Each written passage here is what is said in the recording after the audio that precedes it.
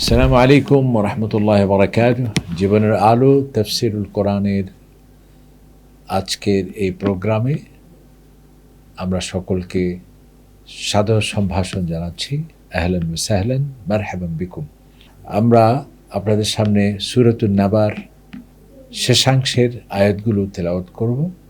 এরপর সংক্ষিপ্ত তরজমা সহ আমরা শিক্ষণীয় বিষয়গুলো আপনাদের সামনে তুলে ধরার চেষ্টা করব। প্রথমে কোরআনে পাকের সূরাতুন নাবার শেষাংশের আয়াতগুলো আপনাদের সামনে তেলাওয়াত করছি। আউযু বিল্লাহি মিনাশ শাইতানির রাজীম। বিসমিল্লাহির রহমানির রহিম। ইন্না লিল মুত্তাকিনা মাফাজা হাদাইক ওয়া আ'নাবা ওয়া কাওয়াইবা আতরাবা وكأسا دهاقا لا يسمعون فيها لغوا ولا كذابا جزاء من ربك عطاء حسابا رب السماوات والأرض وما بينهما الرحمن لا يملكون منه خطابا يوم يقوم الروح والملائكة صفا لا يتكلمون إلا من أذن له الرحمن وقال صوابا ذلك اليوم الحق فمن شاء اتخذ إلى ربه مآبا إنا أنذرناكم عذابا قريبا يوم ينظر المرء ما قدمت يداه ويقول الكافر يا ليتني كنت ترابا صدق الله العظيم وصدق رسوله النبي الكريم আল্লাহ পাক সুবহানাহু ওয়া তাআলা আমরা যে আয়াতগুলো তেলাওয়াত করেছি এর মধ্যে যারা পরকালে বিশ্বাসী হবে, কোরআন সুন্নাহ ভিত্তিক জীবন গঠন করবে, আল্লাহ তাআলার বান্দাগি করবে, নবীকে ইসলামের সুন্নাহ অনুযায়ী জীবন গঠন করবে, পরকালের প্রতি পূর্ণ ঈমান রেখে এর প্রস্তুতির জন্য যারা আমালে সালেহা করবে, সেই মুত্তাকিনদের সাফল্যের কথা, তাদের পুরস্কারের কথা আল্লাহ তাআলা এখানে বলেছেন এবং তাদেরকে যে অসংখ্য নেয়ামত দেওয়া হবে জান্নাতে, সেটি এখানে বলা হয়েছে। এরপর কিয়ামতের ভয়াবহ চিত্রের কথা আল্লাহ পাক সুবহানাহু ওয়া তাআলা এখানে তুলে ধরেছেন, যেদিন সকল ফেরেশতারা হাজির হবে এবং আল্লাহ তাআলার সামনে কেউ কথা বলার সাহস করবে না এবং সেদিন আল্লাহর সুপারিশ, আল্লাহ তাআলার অনুমতি ছাড়া কেউ কথা বলার সাহস করবে না। এমনকি কেউ আল্লাহ তাআলার অনুমতি ছাড়া সুপারিশ করার অধিকার কারো থাকবে না। আল্লাহ পাক সুবহানাহু ওয়া তাআলা সেই কঠিন দিবস, সেই ভয়াবহ দিবস সম্পর্কে সতর্কবাণী উচ্চারণ করে আমাদের জীবনকে আল্লাহ তাআলার পথে পরিচালিত করার জন্যে আহ্বান করেছেন এবং যেদিন অনুতাপ অনুশোচনা করবে কাফেররা, অবিশ্বাসীরা, আহারে আয় আল্লাহ, আপনি যদি আমাদেরকে মানুষ না বানিয়ে যদি আমরা মাটি হতাম তাহলে আমরা এই শাস্তির মুখোমুখি হতাম না, এভাবে হতাশা করবে, অনুতাপ অনুশোচনা করবে মানুষেরা। সেগুলো আল্লাহ তাআলা আমাদেরকে আগে থেকেই বলে দিয়েছেন যাতে আমরা সঠিক পথে আমরা জীবনকে গঠন করি। প্রথমে আমরা সহস্র অনুবাদ আপনাদের সামনে তেলাওয়াত করছি। আল্লাহ তাআলা ইরশাদ করছেন, ইন্নাল লিল মুত্তাকিনা মাফাজা, যারা মুত্তাকি, যারা তাকওয়া ভিত্তিক জীবন গঠন করেছে তাদের জন্য রয়েছে বিশাল সাফল্য তাদের জন্য। হাদাইকা ওয়া আনাবা, তাদের জন্য রয়েছে জান্নাতে বিশাল বিশাল বাগান, ওয়া আনাবা, এবং অসংখ্য ফলমূল, তাদের জন্যে আঙ্গুর এবং সুস্বাদু খাবার তাদের জন্য রয়েছে। ওয়া কাওয়াইবা আতরাবা, এবং তাদের বিনোদনের জন্য রয়েছে তাদের তারুণ্যে উজ্জীবিত, তাদের জন্য রয়েছে সহধর্মিণী, এবং যারা সমবয়সের হবে, বয়সের তারতম্য সেখানে থাকবে না, সবাই পূর্ণ যৌবনে দীপ্ত, সকল সৌন্দর্যের সমাহার সম্বলিত, তাদের বিনোদনের জন্যে আল্লাহ পাক সুবহানাহু ওয়া তাআলা সহধর্মিণী তাদের জন্য সেখানে থাকবে। ওয়া কাসান দিহাকা, এবং পরিপূর্ণ পান পাত্র তাদের জন্য সেখানে থাকবে। লা ইসমাউনা ফিহা লাগওয়ান ওয়ালা কিযাবা, এবং এই জান্নাতের সুধা পান করে তারা মাতাল হবে না, এবং সেখানে অনর্থক কোনো কথা, অসৌজন্যমূলক কোনো কথা এবং মিথ্যাচার, যেই এই কোমল পানীয় পান করে তাদের হিতাহিত জ্ঞান তারা হারাবে না, কোনো মিথ্যাচার এবং কোনো অনর্থক কথা তারা বলবে না। জাযাআ মির রাব্বিকা আতান হিসাবা, এবং এটি হচ্ছে মহান আল্লাহ সুবহানাহু ওয়া তাআলার পক্ষ থেকে পূর্ণ প্রতিদান, এবং তাদের যেটি তারা যেই প্রতিদান তাদের জন্য যথেষ্ট, হিসাবান তাদের জন্য যথেষ্ট, এবং তাদের আমল যতটুকু করেছে তার চাইতেও বেশি চমৎকার প্রতিদান তাদেরকে দেওয়া হবে। রব্বিস সামাওয়াতি ওয়াল আরদি ওয়া মা বাইনাহুমার রহমান, সেদিন সমস্ত আকাশ এবং জমিনের অধিপতি মহান আল্লাহ সুবহানাহু ওয়া তাআলা, যিনি অত্যন্ত দয়াময় এবং যার সামনে কেউ কথা বলার অধিকার থাকবে না। ইয়াউমা ইয়াকুমুর রূহ, যেদিন জিবরাইলের নেতৃত্বে সকল ফেরেশতারা দণ্ডায়মান থাকবে, আল্লাহর নির্দেশের অপেক্ষায় থাকবে, এবং কেউ আল্লাহ তাআলার অনুমোদন ছাড়া কেউ কথা বলতে পারবে না। ওয়াকালা সাওয়াব, এবং যা বলবে যথার্থ বলবে, কোনো বাহুল্য বর্জিত কথা বলবে, কোনো সেখানে সংযোজন বিয়োজন করার, কোনো সত্য বিবর্জিত কথা বলার কোনো স্কোপ সেখানে থাকবে না। যালিকাল ইয়াউমুল হক, এটাই হচ্ছে প্রকৃত অর্থে সেই পুনরুত্থান দিবস। ফামান শাআ ইত্তাখাযা ইলা রাব্বিহি মাআবা, আল্লাহ সুবহানাহু ওয়া তাআলা বলছেন, আমি সব কিছু তোমাদের কাছে তুলে ধরেছি, এখন যার ইচ্ছে সে তার প্রভুর কাছে এই প্রত্যাবর্তন স্থল সে বেছে নেবে। ইন্না আনযারনাকুম আযাবান করিবা, আমি তোমাদের খুবই অতি সন্নিকট কঠিন আযাবের সতর্কবাণী আমি উচ্চারণ করছি তোমাদের। ইয়াউমা ইয়ানজুরুল মারউ মা কদ্দামাত ইয়াদা, যেদিন মানুষেরা তাদের কৃতকর্মের সমস্ত প্রতিবেদন তারা দেখবে।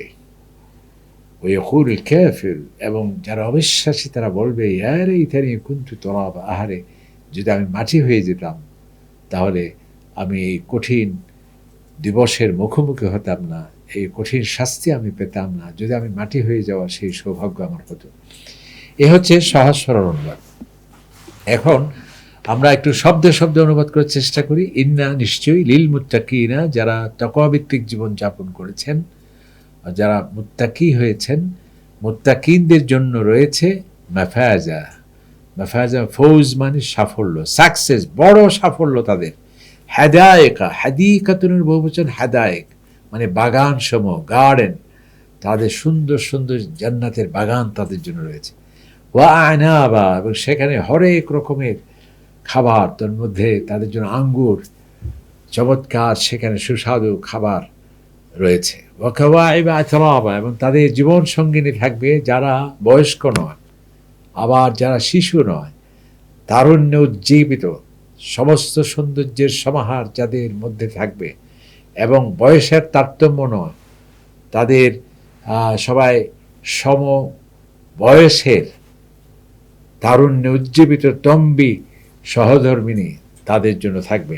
ওয়া কাসান দিহাকা, এবং তাদের জন্য পরিপূর্ণ পান পাত্র।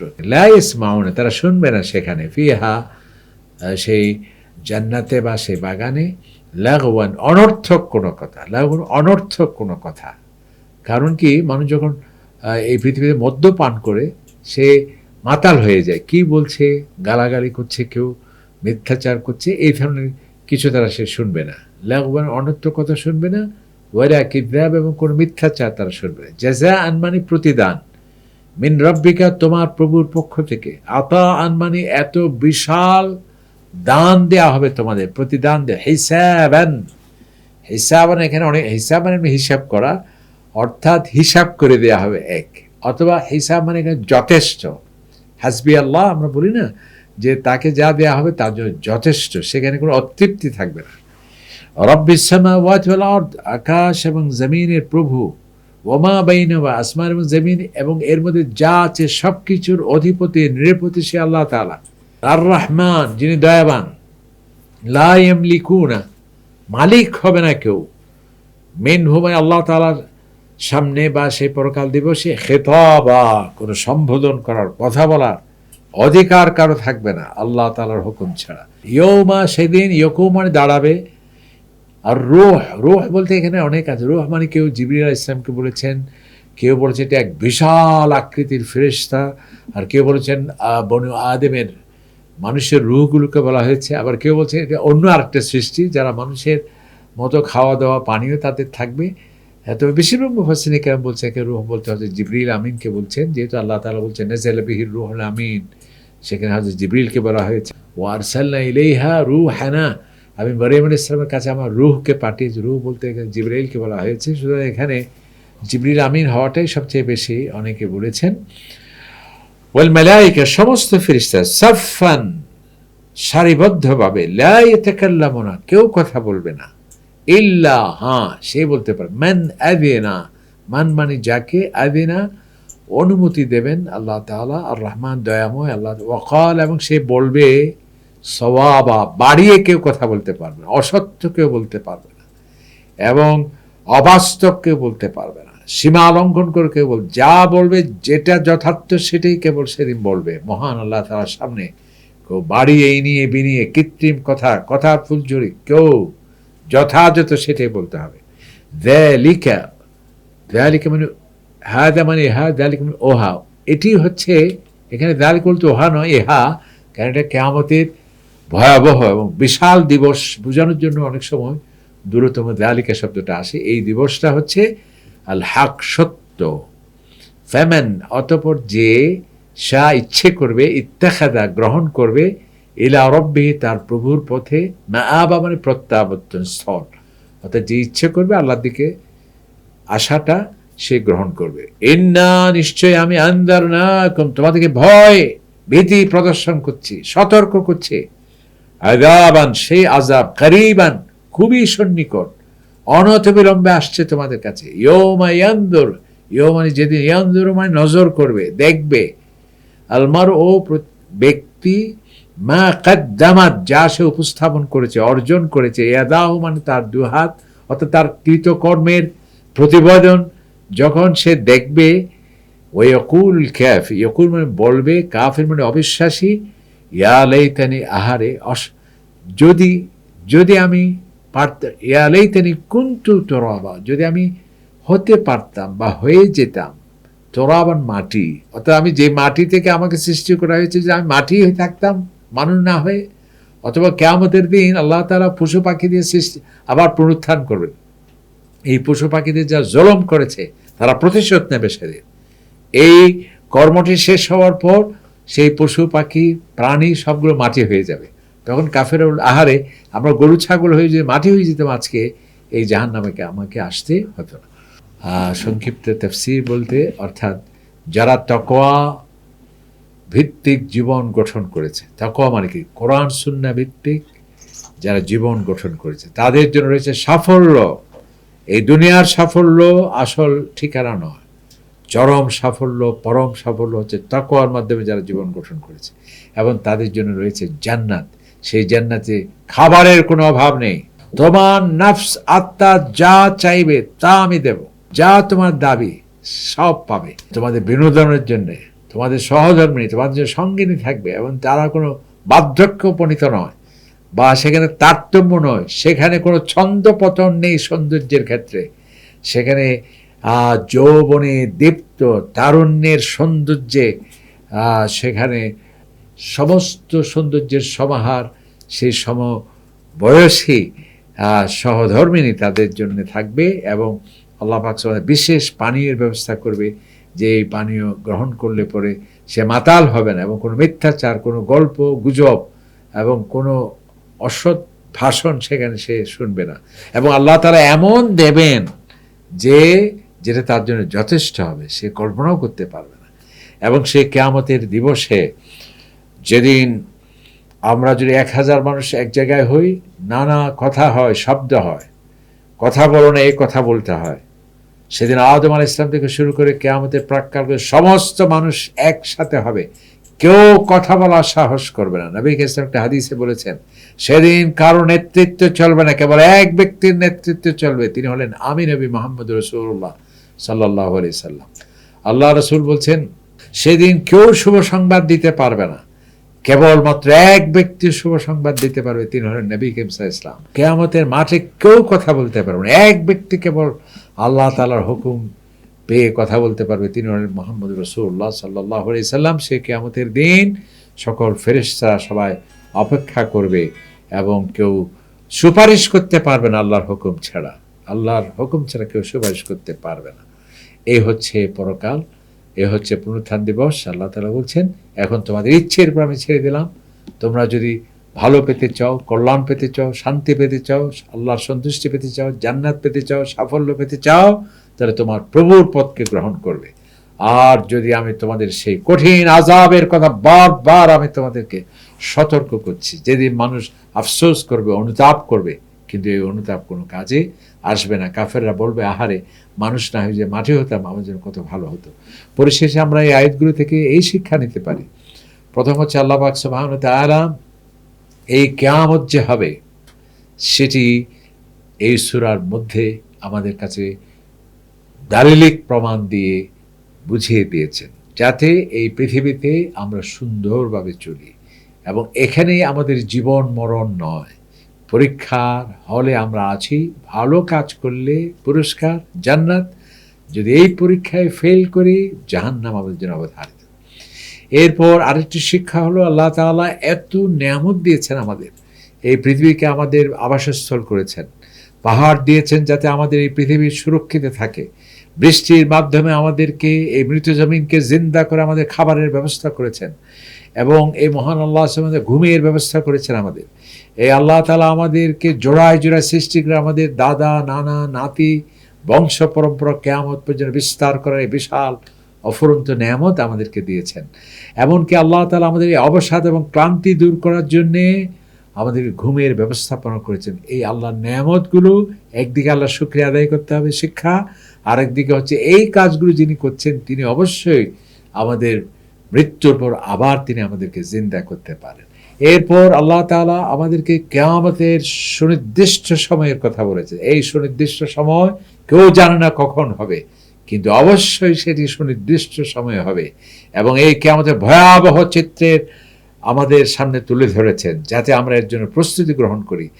সমস্ত পাহাড়সমূহ উড়িয়ে দেওয়া হবে, আকাশ ভেঙে খান খান হয়ে যাবে, সমস্ত আকাশমণ্ডলী ভেঙে চুরমার হয়ে যাবে, এবং সেদিন যারা জাহান্নামী, যারা অপরাধী, তাদের কি কঠিন শাস্তি হবে।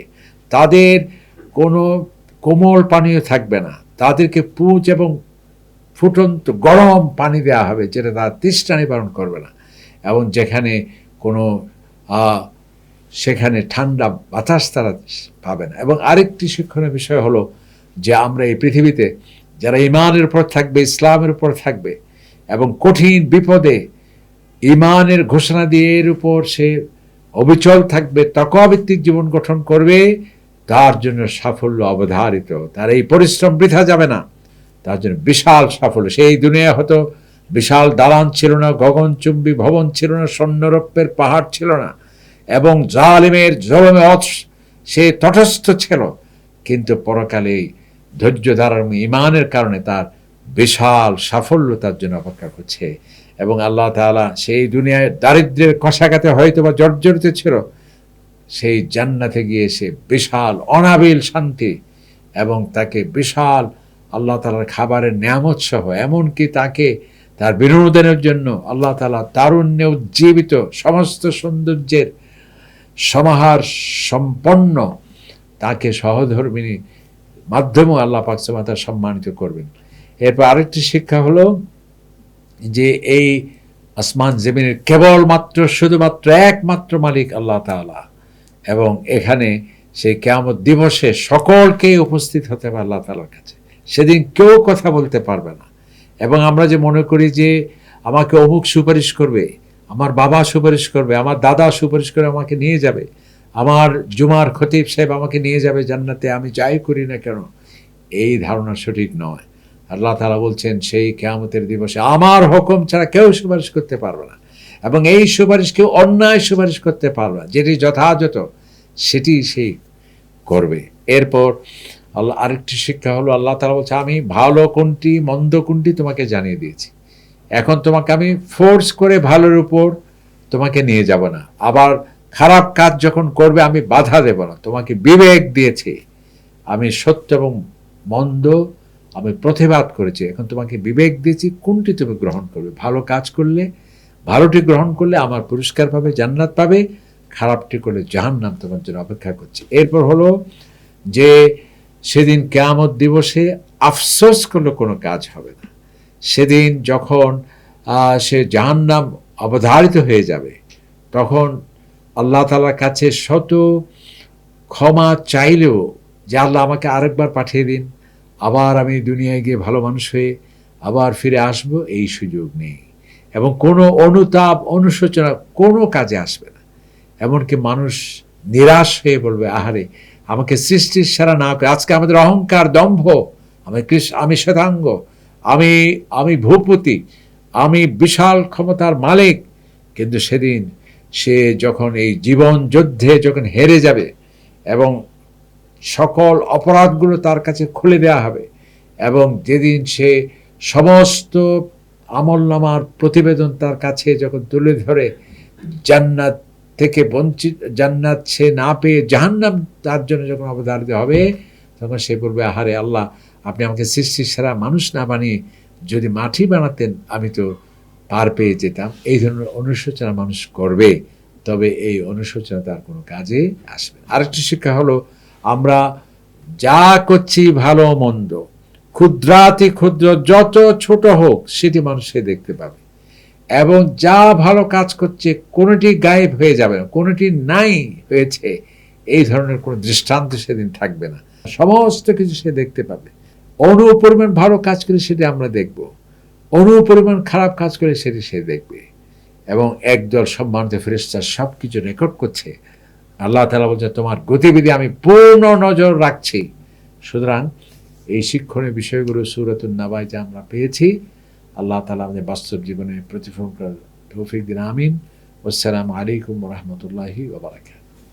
ذلك الكتاب لا ريب فيه هدى للمتقين